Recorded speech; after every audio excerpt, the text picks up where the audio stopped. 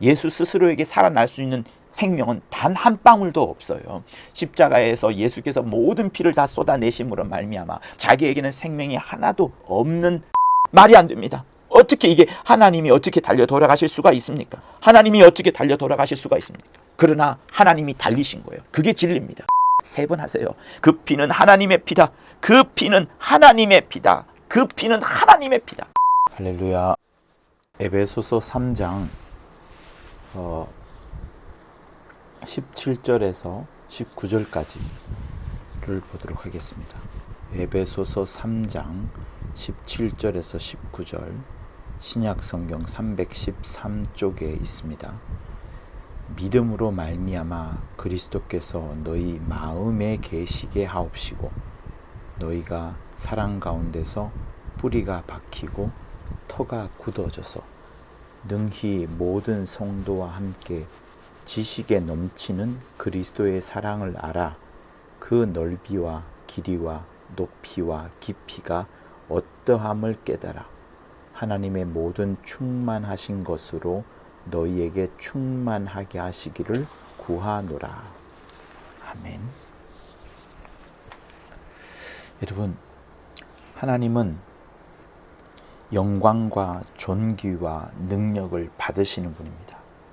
영광, 존귀, 능력을 오직 하나님만 받으시는 겁니다. 하나님만 영광과 존귀와 능력을 받으시는 겁니다. 이것이 제일 중요합니다. 다른 어떤 이에게, 다른 어떤 신들에게, 다른 어떤 우상에게도, 다른 어떤 사람에게도 이것을 조금도 빼앗기지 아니하십니다. 그 하나님을 여러분들이 아버지라 부르시면서 절대적으로 의존할 수 있게 하나님이 허락해 두신 것입니다. 얼마나 큰 우리에게 은혜가 또한 되는지 모릅니다. 여러분, 2001년도인가요? 월드컵 전입니다. 그때 그 일본 도쿄 신주쿠 그 신오쿠보역에서 어떤 일이 하나 벌어졌어요. 지하철 선로에 이제 사람이 떨어졌는데 일본인이 떨어졌겠죠. 그 일본인을 구하려고 이제 목숨을 잃어버린 그런 한국인 유학생이 있습니다. 이런 이름은 알려줘야 맞습니다. 이수현 씨라고. 요즘 유명한 어떤 사람 이름과 비슷합니다만 성은 다르네요. 그죠? 이수현 씨. 그 이수현 씨의 희생 때문에 일본 사회에서 당시에 큰 충격을 줬습니다. 대단한 감동이었다라는 말들을 곳곳에서 해냈었어요. 그뿐 아니죠. 한일 양국 간의 우호가 증진되었고 또 서로 간의 교류가 더 크게 활발히 펼쳐졌습니다. 이수현 씨의 이름을 따가지고 LSH 아시아 장학회라는 것도 설립이 됐어요. 그래서 일본뿐만 아니라 아시아 지역에 있는 여러 어려운 학생들을 지원해내고 있는 일들을 지금도 하고 있고요. 일본에서는 매년 이수연 씨의 추모식이 열리고 있습니다. 자, 한 사람의 죽음을 통하여서 다른 한 사람을 살려냈습니다. 그렇지만 거기서 우리가 보는 것은 그 사건의 공로, 그리고 그 사건이 있은 이후에 그 영광은 누가 받는 겁니까? 살아난 사람은 살아난 것으로 끝난 거지만 죽었고 그렇게 희생을 했지만 바로 그 이수연 씨가 공로를 얻게 되었고 이수연 씨가 영광을 매년 추모식 할 때마다 받고 있는 겁니다. 제가 이 이야기를 하는 이유가 있습니다. 여러분, 십자가, 그 십자가에서 과연 누가 돌아가셨습니까? 그 십자가를 과연 어떤 분이 지신 것입니까? 우리는 그 부분을 깊이 생각해 봐야 합니다. 그거를 자세히 알아야지 오늘 이 본문에 있는 것처럼 믿음으로 말미암아 사랑 가운데에서 뿌리를 박히게 되고 또 터가 굳어지게 되고 그리스도의 사랑을 넓이와 깊이와 높이와 길이 다 네 가지 다 전부 다 깨닫게 되면서 우리 심령이 정말 충만해지기 때문에 그렇습니다. 여러분, 저는 이 설교를 준비하기 전 10시간 전까지만 해도 매우 힘들었습니다. 여러분, 저도 사람이고 이 설교를 듣는 여러분들은 저보다 더 훌륭할 것이라 생각을 합니다. 여러 가지 주의 일 때문에 많이 힘들고 또 상대방을 이해하지 못하는 그런 부분들을 다른 사람들에게 만날 때 그러니까 제가 제 문제 때문에 힘들어한 것이 아니라 서로가 서로를 이해하지 못하는 그것 때문에 제가 너무 힘들었고 그 두 사이를 왔다 갔다 하면서 아무리 이야기를 해주고 설득해도 안 되는 그런 것들을 보면서 제가 낙심이 되었던 그런 몇 시간의 시간들이 있었습니다. 그리고 나서 제가 이 설교를 준비하면서 다시 힘을 얻게 되었어요. 여러분, 십자가는 뭡니까? 그리고 그 십자가에서 누가 죽으셨습니까? 진짜 누가 죽으셨습니까? 그 십자가에서 누가 죽으신가를 잘 아는 것, 그럼으로써 십자가가 과연 뭔지를 아는 그것이 그리스도의 사랑을 정말 알아가는 겁니다. 여러분이 말씀을 많이 알고 또 말씀을 잘 가르친다고 합시다.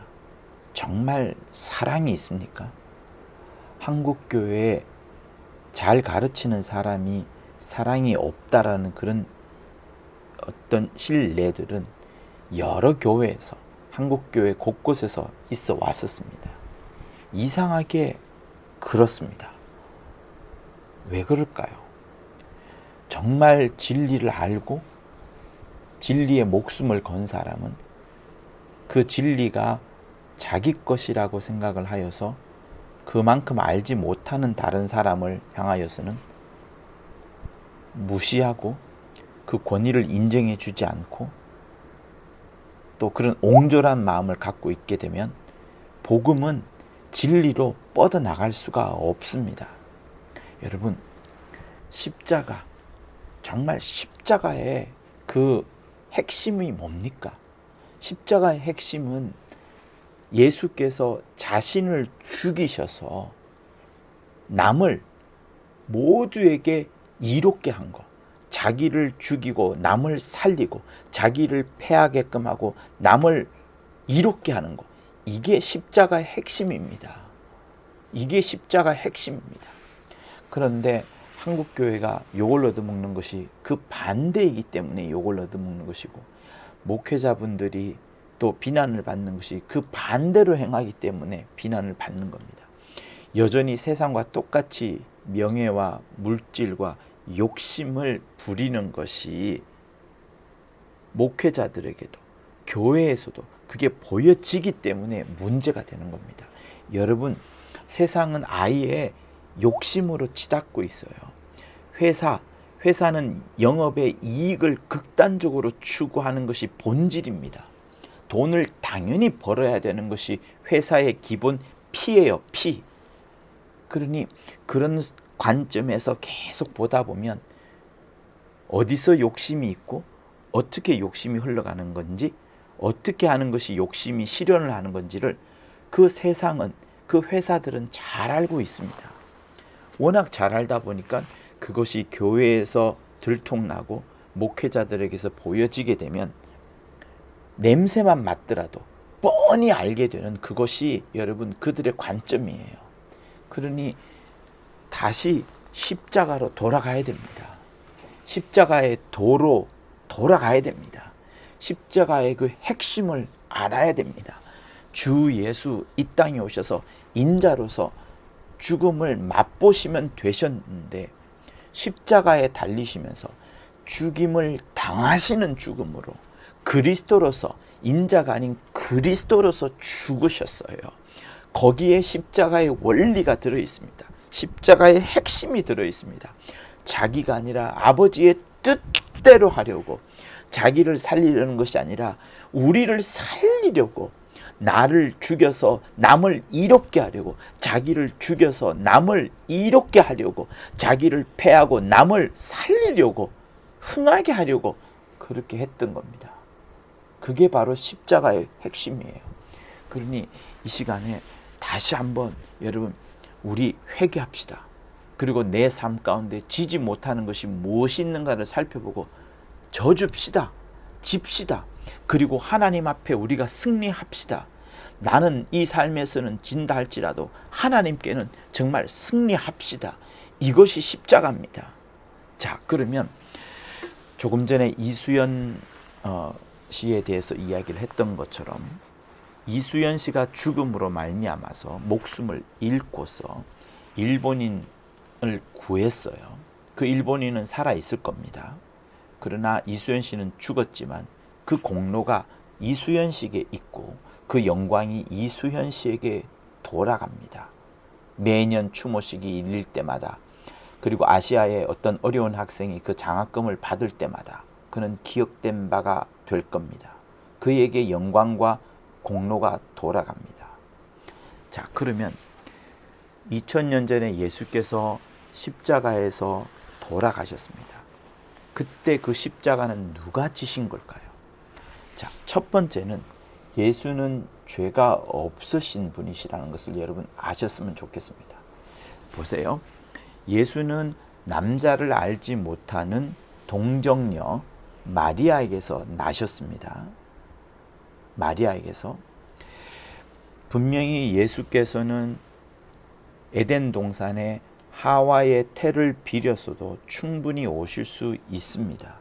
그러나 하와가 범죄함으로 인하여서 그 범죄가 있는 태, 범죄가 있는 하와로부터는 오시는 것을 포기하시고 저 멀리 시간을 뒤로 미루어서 마리아에게까지 굉장히 많은 시간을 연기하셔서 마리아에게까지 연기하시고, 그리고 마리아를 통해서 나왔습니다.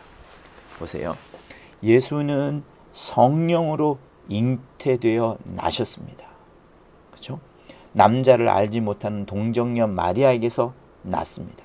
그렇기 때문에 그 잉태되신 예수는, 그리고 나신 예수는 아담하고는 전혀 상관이 없어요. 그죠? 아담하고는 전혀 상관이 없습니다. 원죄와 상관이 없다는 것을 말씀드리는 거예요. 또 원죄뿐만 아닙니다. 고린도 후서 5장 21절에는 보면 죄를 알지도 못했다. 죄를 알지도 못했다라고 말씀을 하고요. 베드로전서 2장 22절에는 죄를 범치도 않으셨다는 당연한 이야기를 또한 하고 있습니다. 그러므로 예수께서는 죄가 없으신 분이세요. 죄가 없으신 분이 예수신 거예요. 죄가 없으신 분, 죄가 없으신 분. 그래서 히브리서 4장 15절에는 이런 말씀이 있습니다.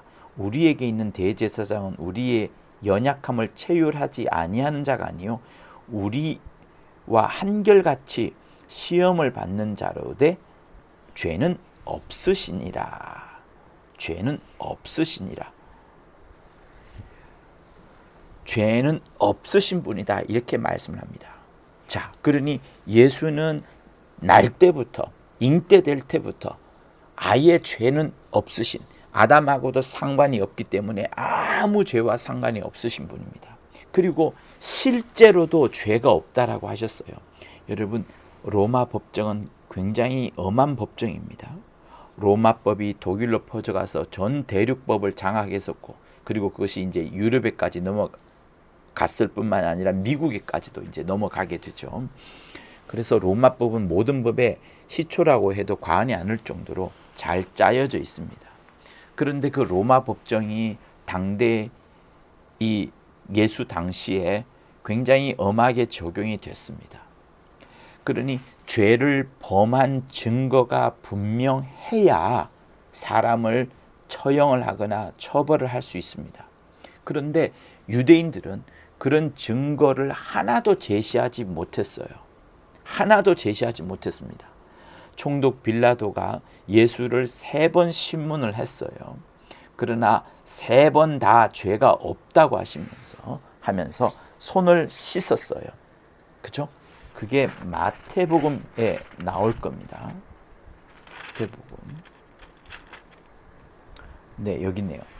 빌라도가 아무 효험도 없이 도리어 밀란이 나르는 것을 보고 물을 가져다가 무리 앞에서 손을 씻으며 가로되, 손을 씻어요. 이 사람의 피에 대하여 나는 무죄하니 너희가 그 피에 대하여 담당하라, 이렇게 말씀을 합니다. 그러니 손을 씻으면서까지 죄가 없다라고 했었고, 심지어 헤롯도 여러분 누가복음에 보면 헤롯도 예수에게서 죄를 찾지 못했다라고 하고 있어요.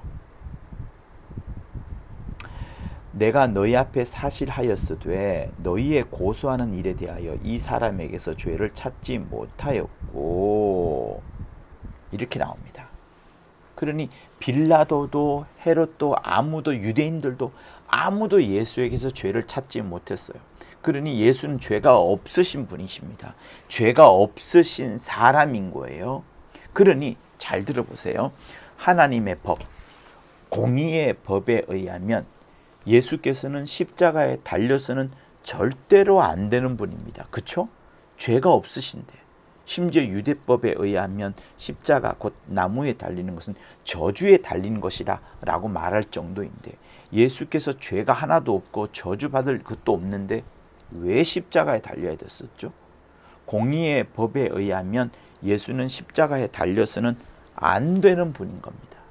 그러나 인자의 오실 길을 예비해야 할 인생들, 인자가 오시기 위하여서 인생들이 준비되어야 되는데, 거푸집처럼 먼저 준비되어야 되는데, 그 인생들이 타락함으로 말미암아 그 인생들을 다시 살리시고자 대신 죽으시는 그리스도로서 죽으셔야 했던 겁니다. 십자가에 결코 달려서는 안 되는 분이신데, 인생들이 타락함으로 말미암아 그 인생들을 살리시고 대신 죽으시려고 그리스도로서 죽으셔야 했기 때문에 죽임을 당하시는 직분으로, 원래는 죽음을 맛보시는 죽음으로 충분한데 죽임을 당하시는 직분으로 인류를 대신해서 죽으신 겁니다. 죽음을 맛본다는 것은 여러분 두렵지 않아요. 출생이 축복인 것처럼 죽음도 역시 축복이 되는 겁니다. 누가 자기를 죽이려고 쫓아오는 사람이 없어요. 병으로도 쫓기지 않습니다. 감옥에 들어가서 어떤 형벌로 죽는 것도 아닙니다. 그냥 평안하게 죽는 거예요. 태어날 때 평안하게 태어났던 것처럼. 그것이 죽음을 맛보는 죽음입니다. 그러나 그것이 아니라 죽임을 당하셔야 됐었어요. 죄인으로서, 극악무도한 자로서, 가장 악한 자로서 죽임을 당하셔야 됐었던 겁니다. 왜? 인류를 위하여 대신 죽으시려고. 그래서 이거를 가장 잘 표현한 말씀이 뭡니까? 바로 마태복음 27장에 있는 부분이죠. 예수께서 크게 소리질러 가라사대 엘리 엘리 라마 사박다니, 엘리 엘리 라마 사박다니, 나의 하나님 나의 하나님 어찌하여 나를 버리셨나이까, 어찌하여 나를 버리셨나이까. 하나님이 자기를 버리셨다고 이렇게 표현할 정도로 정말 인류를 살리시는, 인류를 정말로 사랑하는, 예수를 버릴 정도로 인류를 사랑하는 그것을 예수의 친히 입술로서 엘리 엘리 라마 사박디나라고 표현하신 겁니다.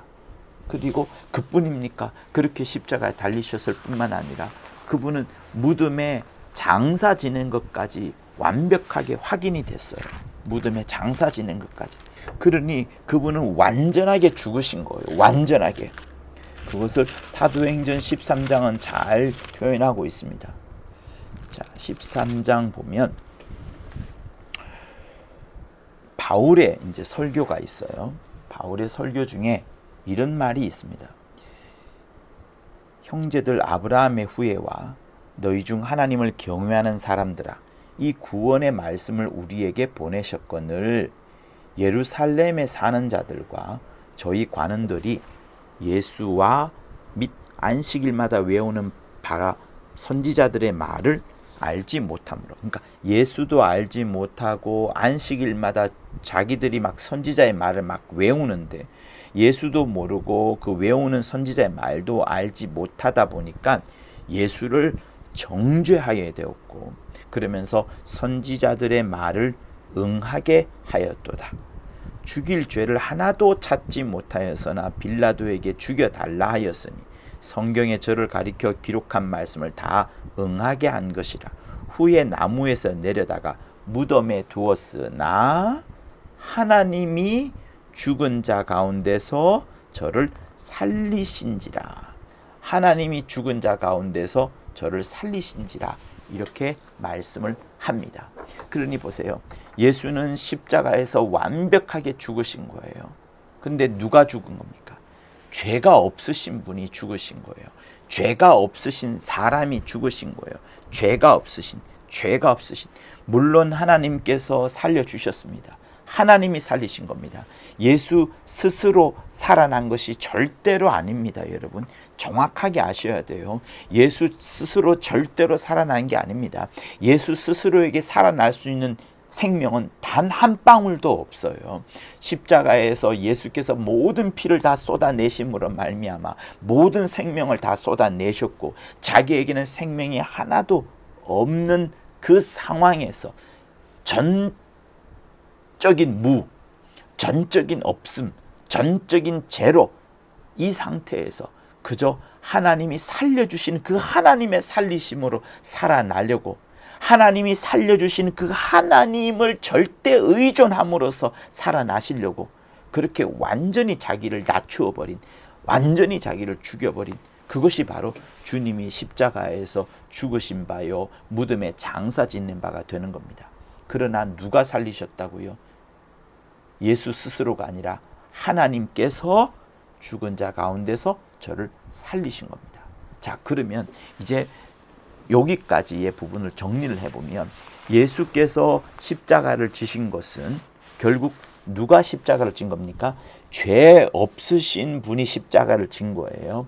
그렇게 죄 없으신 분이 십자가를 졌다는 것은 이제 믿는 자가 누구든지 간에 그 사람은 대속의 십자가를 얻게 되는 겁니다. 대속의 십자가를 얻게 되는 거예요.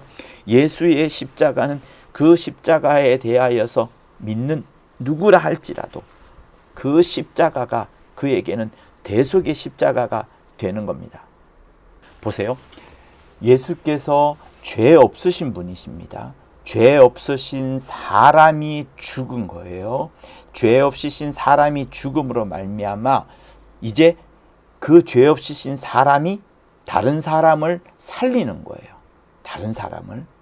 누구든지 공의의 법이 그러한 겁니다.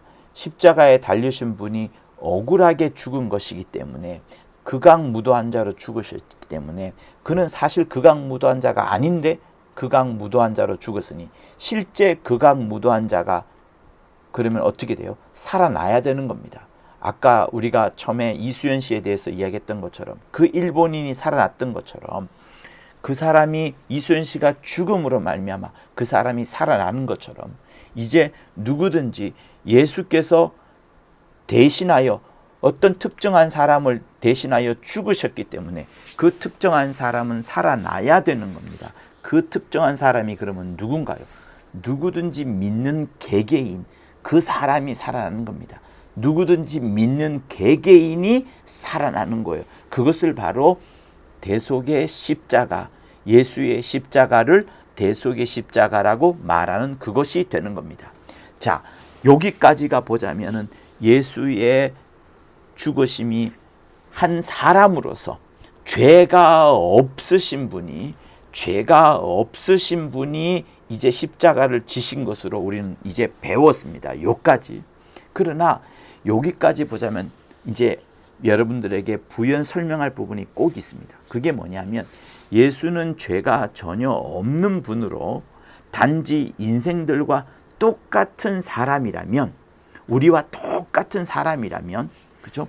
물론 그래서 히브리서에서 한 형제라 부르기에 부끄럽지 아니하다라는 말도 있고, 혈육으로 우리는 함께 하나가 되었다라는 말씀도 있습니다.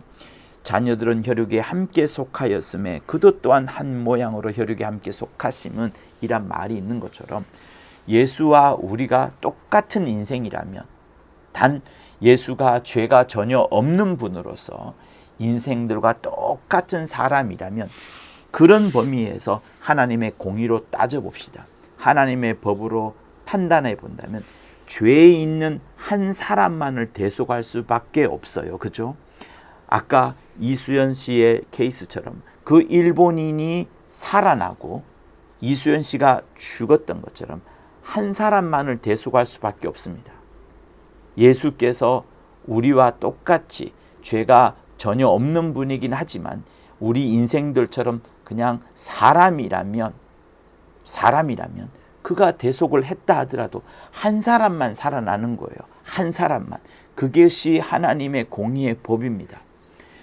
어쨌든 대속했으니까 대속한 자에게 공로가 있는 것이고 대속한 자에게 영광이 돌아가는 겁니다. 그렇죠? 대속했으니 대속한 자에게 공로가 있고 대속한 자에게 영광이 돌아갑니다. 그런데 문제는 뭐예요? 예수가 누구시냐는 겁니다. 예수가 누구시냐는 거예요.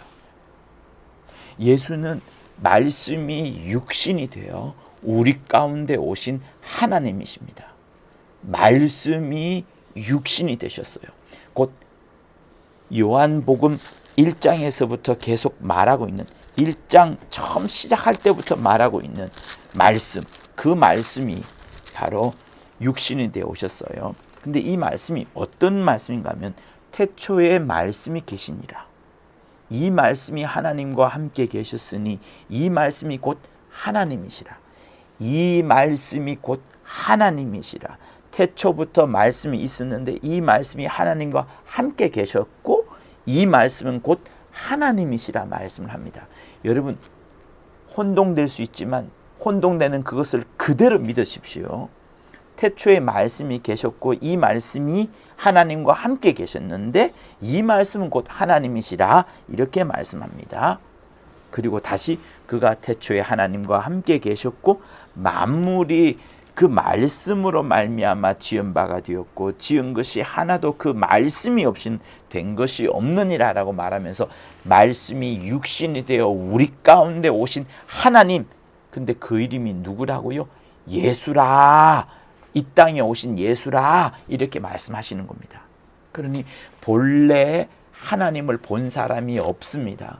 구약 때 하나님을 만났고 여호와를 만났다는 이야기가 있지만 하나님을 본 사람이 없다라고 요한복음 1장 18절은 엄격하게 말하고 있습니다. 하나님을 본 사람이 없다. 원래 보이지 않는 하나님입니다. 그러나 보이도록 나타나신 케이스가 있긴 한데 그 모든 것들은 천사의 형상으로 나타났어요.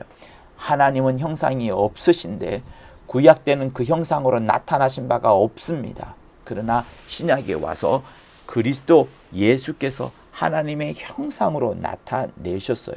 그래서 본래 하나님을 본 사람이 없으되 아버지 품에 있는, 품 속에 있는 독생하신 하나님이 나타내셨다 이런 말씀을 하시는 겁니다. 자, 예수는 성령으로 잉태되셨다는 부분을 아까 처음 시작할 때 우리는 배웠습니다. 들었습니다.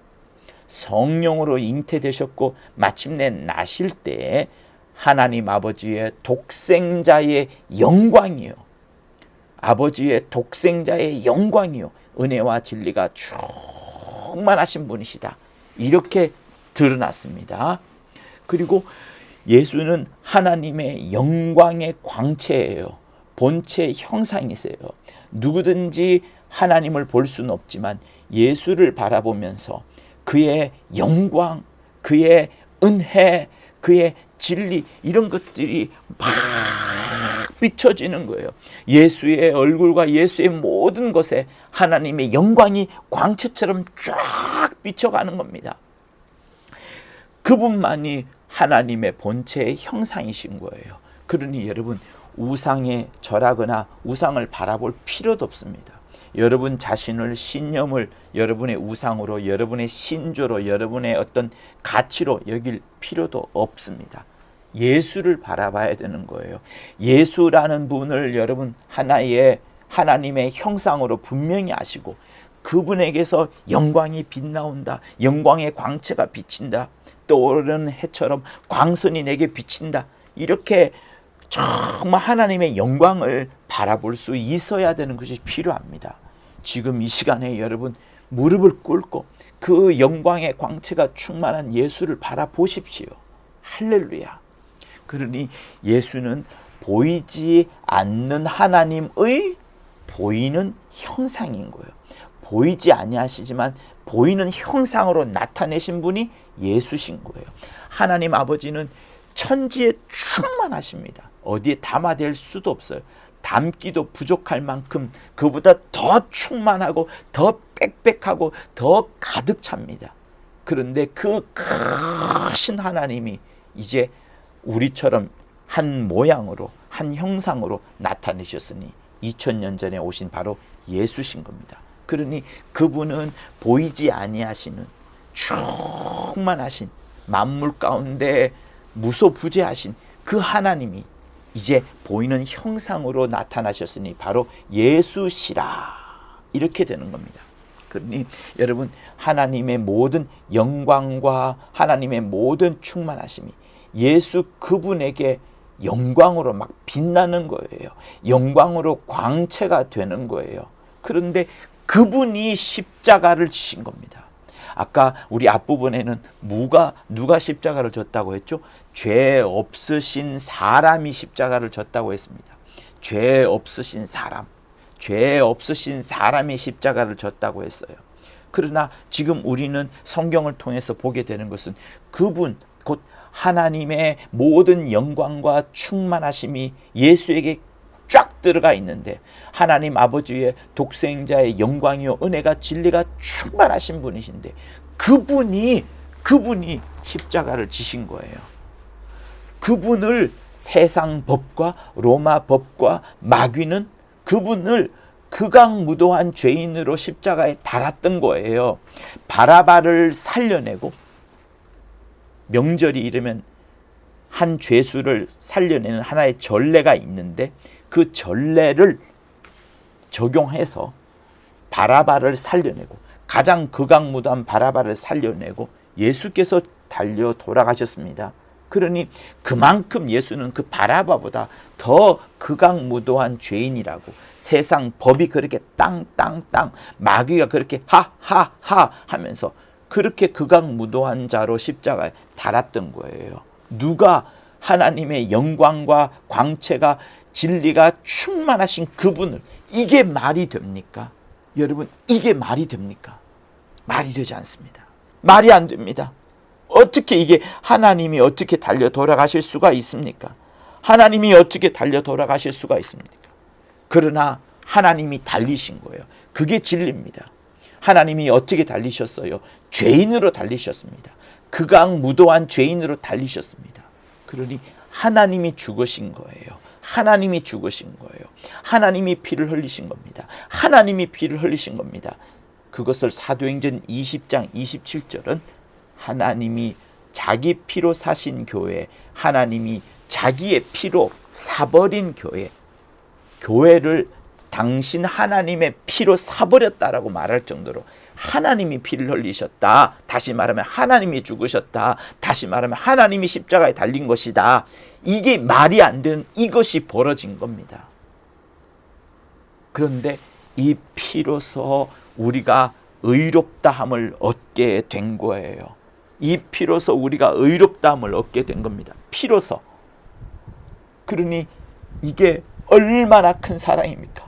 얼마나 큰 사랑입니까? 얼마나 큰 사랑입니까? 그러므로 로마서 5장 우리 8절에서 9절까지를 꼭 또박또박 읽어보도록 하겠습니다.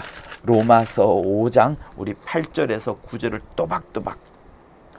우리가 아직 죄인 되었을 때에 그리스도께서 우리를 위하여 죽으심으로 하나님께서 우리에게 대한 자기의 사랑을 확증하셨느니라. 우리가 죄인 되었을 때, 여전히 죄인 되었을 때 예수께서 먼저 우리를 위하여 죽으심으로, 그죠? 죄인 되었을 때 예수께서 우리를 위하여 먼저, 의인이 아닙니다. 우리가 죄인이었을 때 예수께서 먼저 죽으심으로 인하여서 하나님께서 내가 너희를 이렇게 사랑한다라는 것을 확증하셨느니라. 그러면 이제 우리가 그 피를 인하여 의롭다 하심을 얻었은즉 더욱 그로 말미암아 진노하심에서 구원을 얻을 것이니 예수 피로 인하여서 의롭다 하심을 얻었다, 이렇게 말씀을 하는 겁니다. 그러니 하나님이 자기 피로 사신 교회를 얼마나 사랑하시는지, 하나님이 먼저 죽으셨고 하나님이 먼저 달리셨고 하나님이 먼저 피를 흘리신 그것으로 말미암아 우리가 사랑을 얻게 되었으니 이게 얼마나 큰 사랑입니까? 피로 인하여 의롭다 됨을 얻었으니 얼마나 큰 사랑을 받은 겁니까? 그러니 여러분 주목을 주세요. 그 피는 하나님의 피다. 3번 하세요. 그 피는 하나님의 피다. 그 피는 하나님의 피다. 그 피는 하나님의 피다. 그 피는 하나님의 피다. 그 피는 하나님의 피다. 그러므로 하나님의 공의의 법으로라면, 공의로운 법으로라면 아담의 원죄는 물론이고요, 그죠? 창세전에 예정하신 자인 교회, 믿는 자들, 이들의 또 모든 죄를 다 담당하신 것과 마찬가지인 겁니다. 즉 미래의 죄까지 능히 모든 죄를 다 담당해 버린 거예요. 왜? 그 피는 하나님의 피니까요. 하나님이 누구신데요? 천지 만물을 지으신 분이신데요. 그분이 피를 흘리시면 모든 것은 끝나는 겁니다. 모든 것은 끝나는 겁니다. 죄뿐만 아니라 모든 게 끝나는 거예요. 끝나는 겁니다. 하나님이 피를 흘린 거예요. 하나님이. 그러니 여러분, 이렇게 모든 죄가 도말되었는데 문제는 이 공의의 법, 모든 죄로 인하여서 우리가 다 죽을 수밖에 없었으나 이제 피를 흘리심으로 말미암아서 이제 의롭다 하심을 얻게 되었는데, 이 공의의 법이 우리 각 사람에게 적용이 되려면 적용이 되어야 되지 않겠습니까? 적용이 되려면 반드시 어떤 한 장치가 필요합니다. 한 그 무엇이 필요합니다. 그게 뭐냐면 바로 믿음인 거예요. 그래서 우리 오늘 이 본문에도 믿음, 그 믿음, 너희들이 정말 큰 믿음을 가져야 된다. 얼마나 중요한 믿음을 강조하신지. 믿음으로 말미암아 그리스도께서 너희 마음에 계시게 하옵시고, 믿음으로 말미암아. 여러분, 믿음이 뭡니까? 누군가가 일러주면 그걸 받아들이면 됩니다. 믿으면 되는 거예요. 안 믿어진다? 여러분, 여러분에게 믿음이 없는 거예요. 안 믿어진다? 믿으세요. 창조 믿으세요. 귀신 믿으세요. 귀신이 있다는 것을 믿으란 말이에요. 귀신이 무섭다는 것을 믿으란 말이 아니라 예수께서 죽은 자를 살리셨다. 믿으세요. 믿으면 됩니다. 아주 간단한, 더 이상 뭐가 필요합니까? 논리를 받아들이려 하지 말고, 이해를 받아들이려 하지 말고, 과학을 따지지 말고 믿으세요. 가장 간단하고 가장 빠른 방법을 하세요. 믿으세요. 공의의 법, 그 피가, 나를 살리는 그 피가 내게 완벽하게 적용이 되려면 한 장치가 필요한데 믿음밖에 없어요. 그러니 이 믿음으로서 창세 이후에 구원받기로 예정된 모든 아브라함의 자손들, 믿음의 자손들은 다 구원을 받게 되는 겁니다. 그래서 그거를 로마서 5장에서 또 잘 쓰고 있어요. 자, 이렇게 말합니다.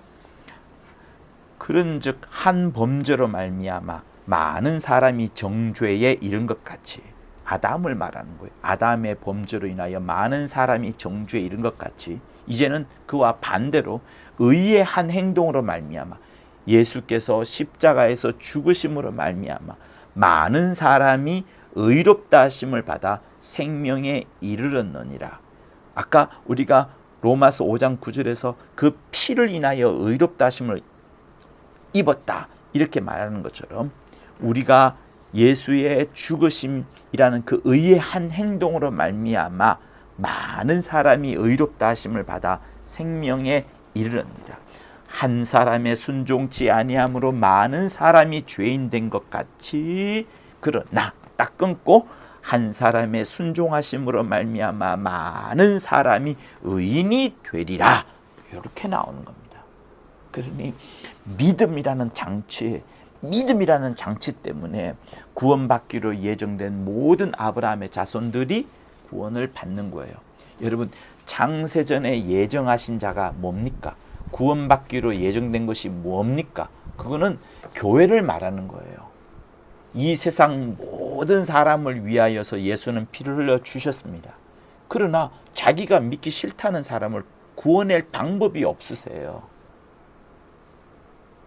자기가 그거 싫다는 사람 구원할 수 있는 방법이 없으신 겁니다. 그래서 우리에게 믿음이라는 걸 주는 거예요. 믿어? 그러면 살아. 안 믿어? 인정하지 않는다는 건데, 내가 살고도 싶지 않다는 것을 말하는 건데, 그러면 죽어. 이거 이렇게 되는 거예요. 이거 외에 더 이상 어떻게 성경을 더 이상 어떻게 설명해 드립니까? 그렇죠? 자, 이제 마무리를 향해서 달려가겠습니다. 앞에서 이수연 씨를 이야기를 하면서 그 일본 사람이 살아나고 이수연 씨가 죽었다라고 했어요. 그 이수연 씨의 죽음은 이수연 씨의 공로가 되고 이수연 씨의 영광이 된다라고 말씀드렸습니다. 그러니 십자가에서 대속을 했다면 대속의 공로가 있는 것이고 대속의 공로를 한 자가 대속의 영광을 얻는 겁니다. 그렇죠? 이수연 씨가 죽었지만 그에게 공로가 있고 그가 영광을 받는 거예요. 자, 그러면 한번 봅시다. 하나님이 친히 당신의 피로서 우리에게 은혜를 베푸셨어요. 그렇죠? 하나님께서 친히 직접 하나님의 피로서 우리에게 은혜를 베푸신 겁니다. 그렇다면 그 공로와 영광은 누구에게 있습니까? 누구에게 있어요? 저는 예수라고 말한 적 없어요. 하나님의 피라고 분명히 사도행전에서 우리가 아까 말씀드렸지 않습니까? 그죠? 사도행전 20장 27절인가? 거기에 하나님이 자기 피로 사신 교회를 이라고 말씀하셨어요. 그러니 하나님이 피를 흘리셨고 하나님의 피로서 우리가 은혜를 받았다면 그 공로와 영광은 누구에게 있는 거예요? 예수에게요? 아니요, 정확하게 합시다. 하나님의 피라고 했으니 하나님인 거예요. 바로 하나님 자신만이 홀로 공로가 있으시고 하나님 자신만이 홀로 영광을 온전히 받으시는 겁니다. 하나님 자신만이 홀로 영광이 있으시고 하나님 자신만이 홀로 영광을 온전히 받으시는 거예요. 그래서 이사야서 48장에 이름이라는 부분이 강조되는데 내가 나를 위하여 이를 이룰 것이라. 두 번이나 나를 위하여란 말이 있습니다. 내가 나를 위하여 이를 이룰 것이라. 어찌 내 이름을 욕되게 하리요. 내 영광을 다른 자에게 주지 아니하리라 라고 말씀을 합니다. 얼마나 하나님의 결연한 말씀이 여기에 있습니까? 홀로 공로 받으시고 홀로 영광을 얻으시는, 다른 자에게 절대로 주지 않겠다라고 하는 겁니다. 자, 또 내 영혼을 소생시키시고 자기 이름을 위하여 의의 길로 인도하신도다 라고 나오는 시편 23편, 우리가 늘 외우는 그 부분이죠. 자기 이름을 위하여 의의 길로 인도하시는도다. 자기 이름을 위하여. 또 시편 106편인가 보면 또 그 비슷한 표현이 있습니다. 시편 106편 8절. 그러나 여호와께서 자기 이름을 위하여 저희를 구원하셨으니 그 큰 권능을 알게 하려 하심이로다. 자기 이름을 위하여 저희를 구원하셨고 그 큰 권능을 알게 하려 하심이로다. 이렇게 말씀합니다. 이렇게 영광은 누구에게 가요? 홀로 공로가 하나님께, 홀로 영광이 온전히 하나님께만 가는 거예요. 계시록에도 그런 부분들이 잔뜩 나옵니다. 자, 4장 10절이네요. 24장로들이 보좌에 앉으신 이 앞에 엎드려 세세토록 사시는 이에게 경배하고 자기의 면류관을 보좌 앞에 던지며 가로되, 면류관을 왜 던지나요? 자기들이 아무리 수고하고 공로가 많다 하더라도 세세토록 사시는 이 보좌 앞에 앉은 이 앞에는 그 자기 공로와 영광이 가치가 없는 겁니다. 더 큰 영광과 공로가 바로 세세토록 사신 이와 보좌에 앉으신 이에게 있기 때문에. 자, 가로되 이렇게 말합니다. 우리 주 하나님이여 영광과 존귀와 능력을 받으시는 것이 합당하오니 주께서 만물을 지으신지라 만물이 주의 뜻대로 있었고 또 지으심을 받았나이다 하더라. 이렇게 영광과 존귀와 능력을 하나님께 돌리는 장면이 또한 나옵니다. 계속해서 저는 하나님 자신만이 홀로 영광이 있으시고 하나님 자신만이 홀로 영광을 받으신다는 부분을 말씀드리고 있어요. 왜 그분이 십자가에서 달려서 돌아가셨는데 누가 십자가를 짓는가 보니 하나님 당신이었구나, 하나님 당신이었구나 라는 것을 여러분들한테 지금 설명하려고 하는 거예요. 자, 또 한 장을 넘겨보면 계시록 5장이 있습니다. 거기도 이런 말씀이 있어요. 내가 또 들으니 하늘 위에와 땅 위에와 땅 아래와 바다 위에와 또 그 가운데 모든 만물이 가로되 보좌에 앉으신 이와 어린 양에게 찬송과 존귀와 영광과 능력을 세세토록 돌릴지어다. 찬송과 존귀와 영광과 능력을 세세토록 돌릴지어다. 이렇게 말씀을 합니다. 그러니 여러분, 예수에게 정말 우리는 얼마나 크신 일을 하신지에 대해서 다시 한번 우리는 살펴봐야 돼요. 십자가에서 예수께서 달리셨습니다. 그러나 그 피는 하나님의 피라고 우리는 배웠어요. 그렇죠? 그러니 예수께서 달려 돌아가심으로 인하여 그분은 하나님이신데 이 땅에 나타나신 독생하신 하나님이신데 그 하나님에 달리셨으니 이제 그 달리신 하나님을 믿는 자는 누구든지 모든 사람을 위한 대속의 십자가가 또한 예수의 십자가가 되는 거예요. 거기에는 아까 맨 처음에 우리가 보았던 것처럼 죄 없으신 사람이 십자가를 지셨습니다. 죄 없으신 사람이. 그러나 우리가 두 번째 파트에서 본 건 뭡니까? 죄 없으신 사람이 십자가를 지신 것 말고 하나님께서 피를 흘리셨구나. 그래서 예수의 십자가는 믿으려는 누구든지 모든 사람을 위한 대속의 십자가 된 이유가 바로 하나님께서 십자가에 달리셨다는 이 충격적인 사실 때문에 그렇습니다. 그러니 여러분, 우리가 정말 믿음으로 말미암아 오늘 우리가 읽었던 그 에베소서의 본문처럼 믿음으로 말미암아 정말 그 믿음으로 말미암아서 그리스도께서 내 안에 계신 줄, 그리스도께서 너희 마음에 계시는 줄 너희가 알지 못하냐라고 나오는 그 부분처럼 믿음으로 말미암아 그리스도께서 너희 마음에 계시게 하옵시고 너희가 사랑 가운데 뿌리가 박히고 터가 굳어져서 능히 모든 성도와 함께 지식에 넘치는 그리스도의 사랑을 알아 넓이와 길이와 높이와 깊이가 어떠함을 깨달아 모든 충만하심으로 충만하기를 원하노라. 이렇게 바울이 기도하고 있어요. 그러니 예수 십자가는 믿으려면 누구든지 모든 사람을 위하여서 십자가를 지신 것이다. 그것 역시도 장치가 필요한데 어떤 장치? 믿음이라는 장치가 없으면 또한 이게 적용이 되지 않습니다. 이렇게 여러분 보십시오. 분명히 하나님은 지금 공의의 법으로 판단하세요. 공의의 법으로 판단할 때에도 이렇게 공의로 따져본다 하더라도 결국 하나님께서 이 땅에 사람으로 오셔서 말씀이 육신이 되어 오셔서 마침내를 십자가를 지셨어요. 그렇게 십자가를 지심으로 인하여 그 십자가에 달리신 이가 하나님이란 사실을 우리가 진짜로 안다면, 그리고 그 진짜로 아는 그 부분을 놓고 공의의 법으로 따져본다면, 여러분, 모든 자를 위하여 피를 다 쏟아주신, 그리고 모든 미래의 죄까지, 원죄뿐만 아니라 모든 미래의 죄까지, 모든 죄를 다 없이하여 버린 것이나 마찬가지게 되는 겁니다. 그런데 문제는 뭐예요? 그 공로가 누구에게 돌아간다? 하나님께 돌아가는 거예요. 하나님께 영광과 존귀와 능력이 돌아가는 거예요. 그 자리에 하나님이 달리셨기 때문에.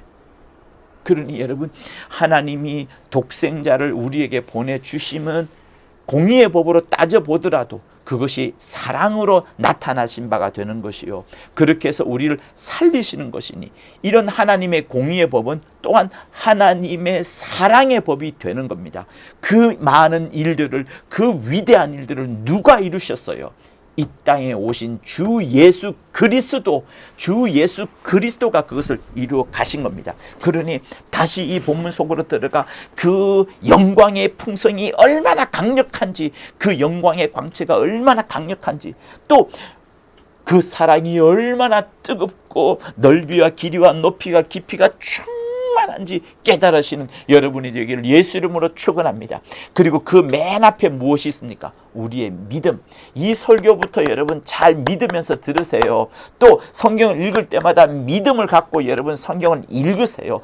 조금의 의심도 없이, 가감 없이 그냥 받아들이세요. 하나님의 말씀을 믿음으로 그냥 받아들이세요.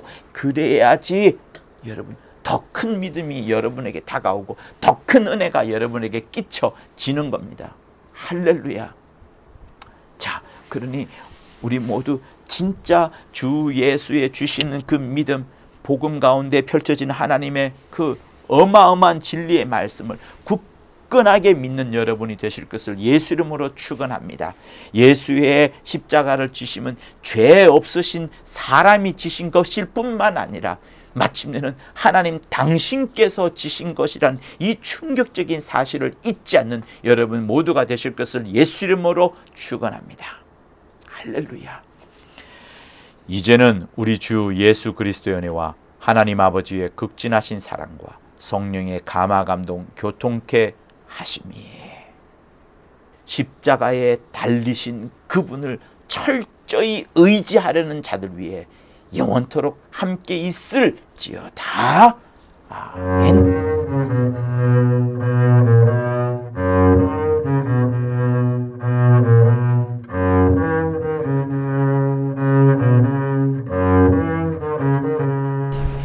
구독과 좋아요는 저한테 큰 힘이 됩니다. 고맙습니다.